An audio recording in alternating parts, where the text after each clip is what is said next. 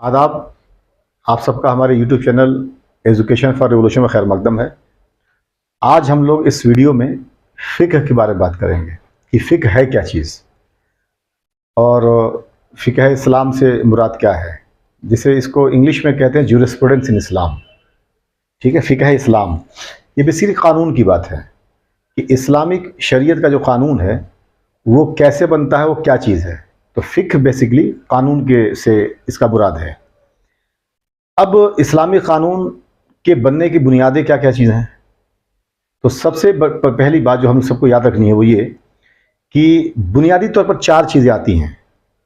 सबसे पहली चीज़ और बिल्कुल बेस जो है वो है कुरान, यानी इस्लामी क़ानून का जो बुनियाद है वो है कुरान। अगर कुरान पाक में जो भी हुक्म डायरेक्टली मिल जाएगा तो फिर उसके बारे में कहीं और नहीं देखा जाएगा, उसके बुनियाद पर क़ानून बनाई जाएगी। तो बेस जो है बिल्कुल वो कुरान है।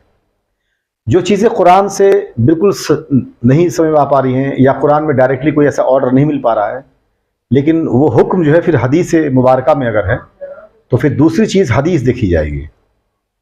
तो हदीस के बुनियाद पर बेसिकली सुन्नत देखा जाएगा, क्योंकि सिर्फ हदीस के किसी एक हदीस को लेकर कानून नहीं बन जाता है।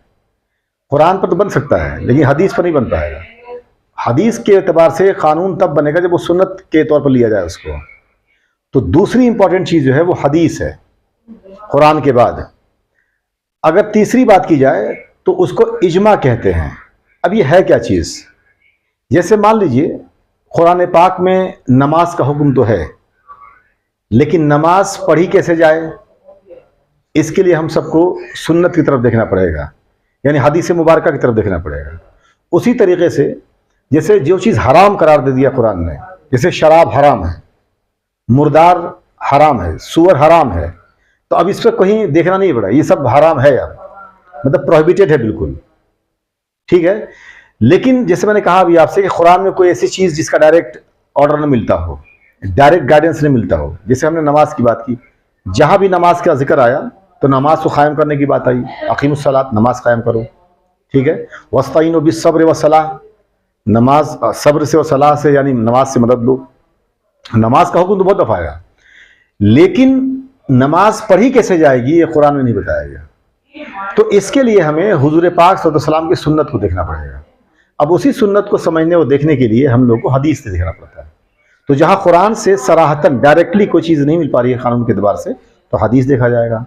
अगर कोई ऐसी चीज़ हो जो कुरान में भी ना हो और डायरेक्ट गाइडेंस उसका हदीस में भी ना हो, तो ऐसी चीज़ों पर उस वक्त के जो मुज्तहिदीन होंगे, जो बड़े बड़े उलमा होंगे, वो आपस में बैठ के अगर किसी चीज़ पर जमा हो जाएंगे, जमा से मुराद है कंसेंसस बना लेंगे, तो उस चीज़ को इजमा कहते हैं और वो कानून माना जाएगा, इस्लाम का फ़िक्ह का हिस्सा हो जाएगा, वो शरीयत का कानून माना जाएगा।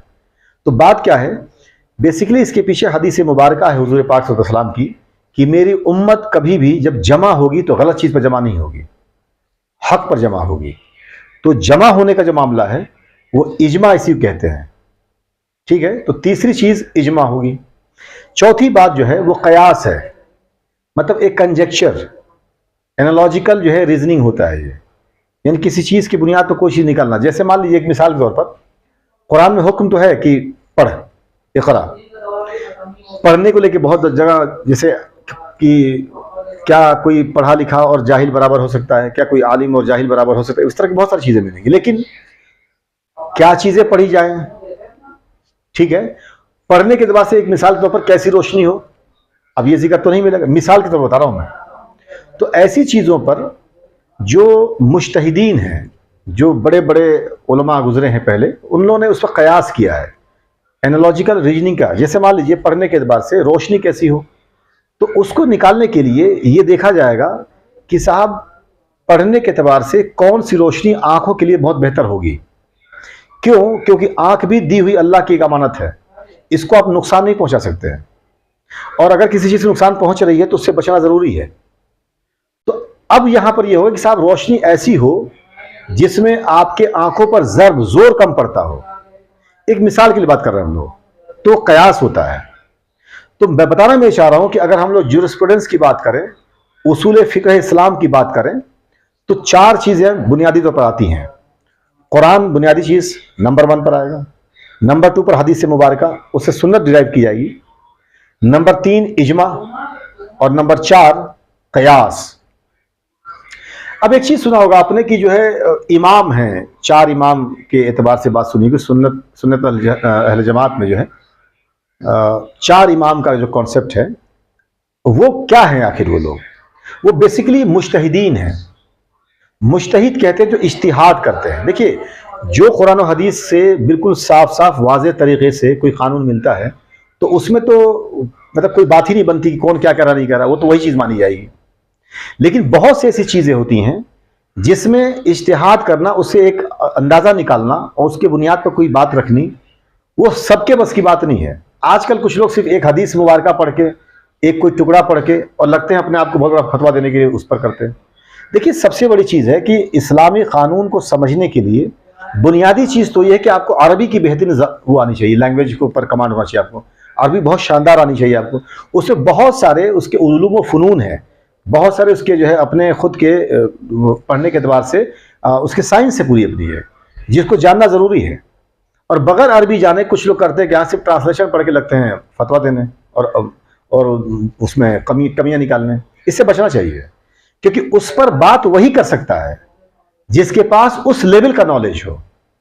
تو یہ مجتہدین جو ہیں یہ اجتہاد کرتے ہیں ان چیزوں پر، ان جگہوں پر جہاں پر کی بہت کلیئر گائیڈنس نہیں مل پا رہی ہے، تو وہاں پر کیا بہتر ہو سکتا ہے وہ نکال کے لے کے آتے ہیں.